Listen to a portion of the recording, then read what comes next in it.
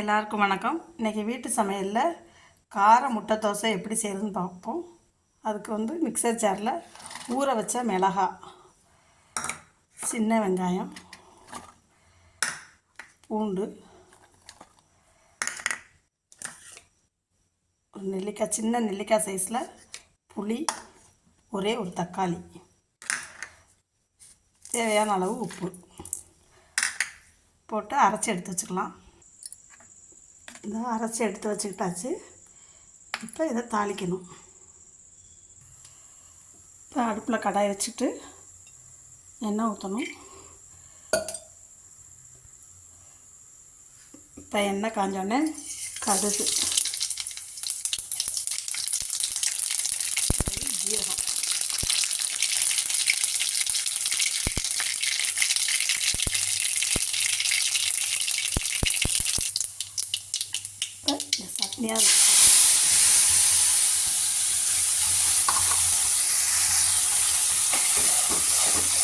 சட்னியாக சட்னி அதில் ஊற்றி நல்லா கிண்டிடணும்.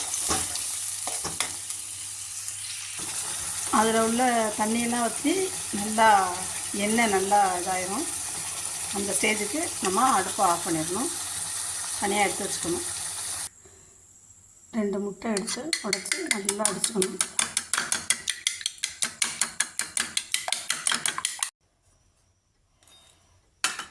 இப்போ தோசைக்கல் காய வச்சு தோசைக்கல் காஞ்சதும்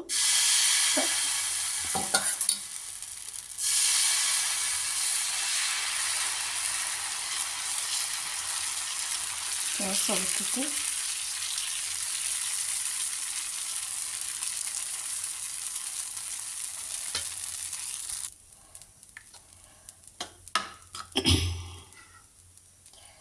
அதுக்கு மேலே கார சட்னி வச்சு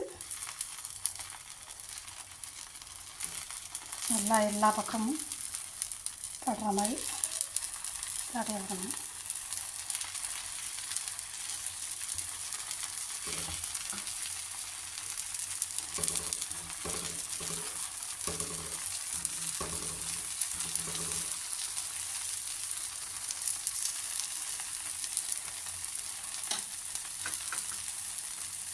இப்போ முட்டை அது மேலே ஊற்றணும்.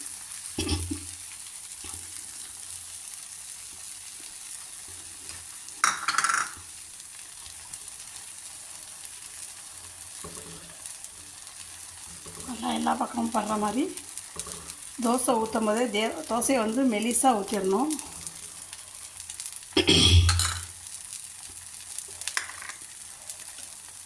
அதுக்கு மேலே வெங்காயம் போடணும்.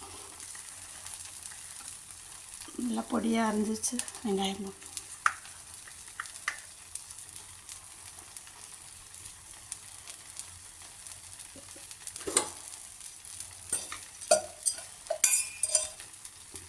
எண்ணெய்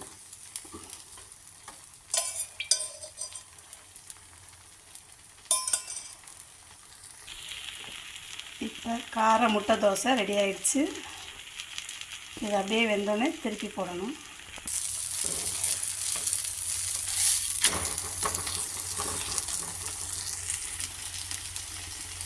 திருப்பி போட்டாச்சு. இப்போ கார முட்டை தோசை ரெடி ஆயிடுச்சு.